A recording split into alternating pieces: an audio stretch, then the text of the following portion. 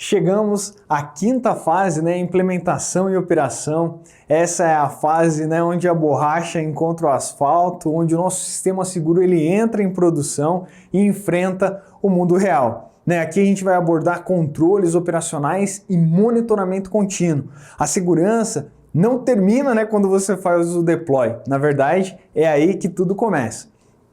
Então a gente precisa, né, de controles operacionais robustos e monitoramento constante para garantir que o sistema permaneça seguro e estável aí por um bom tempo, né? Nós vamos trabalhar então a primeira boa prática, que é o rate limit, né? É você limitar os recursos dos seus sistemas, né? A gente começa falando sobre esses controles operacionais e a limitação de taxa. A ideia é que você aplique limitação de taxa rigorosa para restringir o número de requisição que cada usuário ele pode fazer. Então isso vai prevenir o abuso a ataques de negação de serviço, os famosos DDoS, né?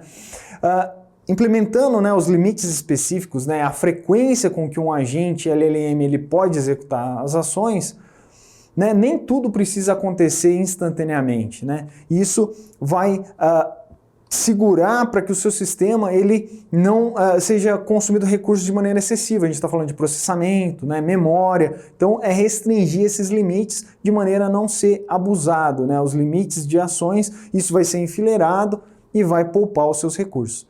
Esses limites eles são as nossas válvulas de segurança, né, para que não aconteça um abuso do seu sistema. Outra prática importante de prevenção é a validação de entrada operacional. Esse é um nível, né, de uma camada extra de proteção que vai trazer uma segurança para você na entrada excessiva de dados, né, que consumiria recursos de maneira também desnecessária no seu sistema. Então, a ideia é que você filtre claramente as tentativas de extrair dados, né, de extrair informações, volumes de informações grandes, né?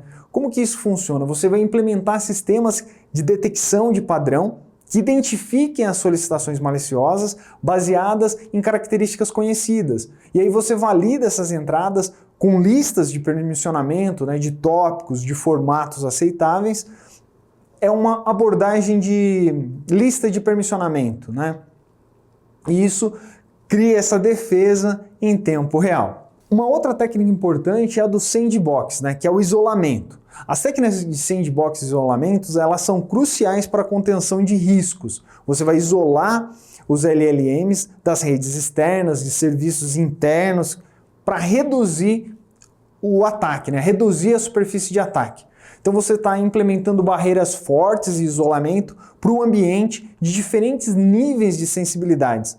Dados públicos e dados confidenciais, eles nunca devem compartilhar o mesmo ambiente. Então você vai criar pipelines de processamentos específicos para diferente classificação de dados e limita rigorosamente as conexões do LLM a sistemas externos e a ataques.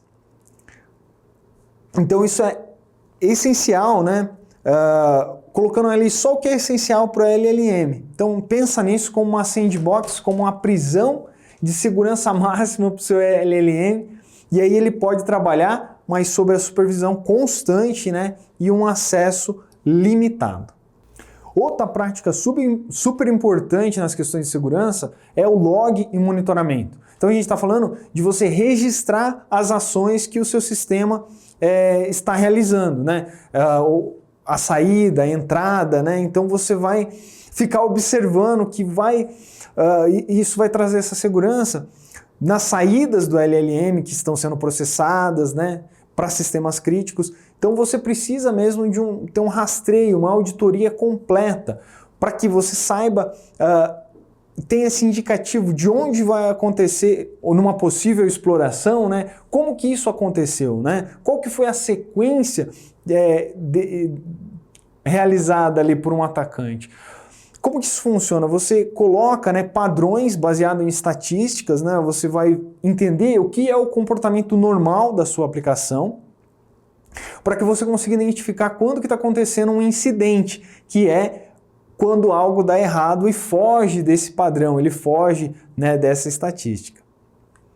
que é também nessa prática da detecção de anomalia. Ela usa o Deep Learning, né, o aprendizado de máquina, para análise estatística, para identificar esse comportamento estranho. Então você está configurando o seu sistema de detecção para que, se algo fora do normal aconteça, o sistema ele vai dar um alerta. Então, monitore especificamente as tentativas de extração de informações sensíveis através desses padrões de consultas da sua aplicação. Você vai estabelecer alertas, né, para volumes em comum, consultas, né, fora do padrão, ou um padrão que fuja, né, do que é estabelecido da sua aplicação. E utilize análise comportamental sofisticada para identificar desvios sutis de padrões normais, que podem indicar o comportamento ou ataque em andamento. Detecção de anomalia é como ter um sensor de movimento de segurança. Quando algo se move de uma forma inesperada, você quer saber imediatamente, né, do que se trata. Uma outra técnica, né, de prevenção aqui de segurança é o canário de dados. A utilização de canário de dados é uma técnica inteligente de detecção.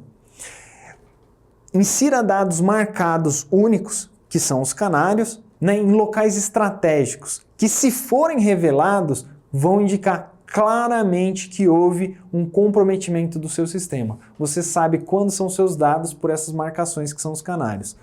Então você vai configurar alertas automáticos que são disparados imediatamente quando esses canários forem detectados em saídas do LLM.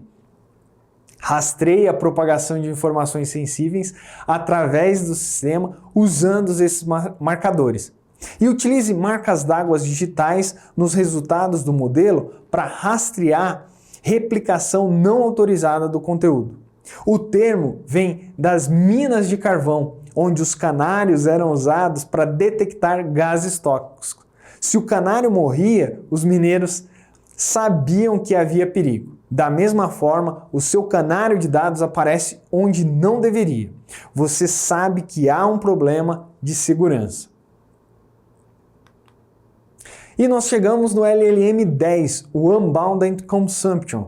Chegamos a essa última vulnerabilidade, né, do WASP Top 10 de LLM, que é o consumo ilimitado. É uma vulnerabilidade que ocorre quando o modelo de linguagem grande permite que os usuários realizem inferências excessivas e não controladas.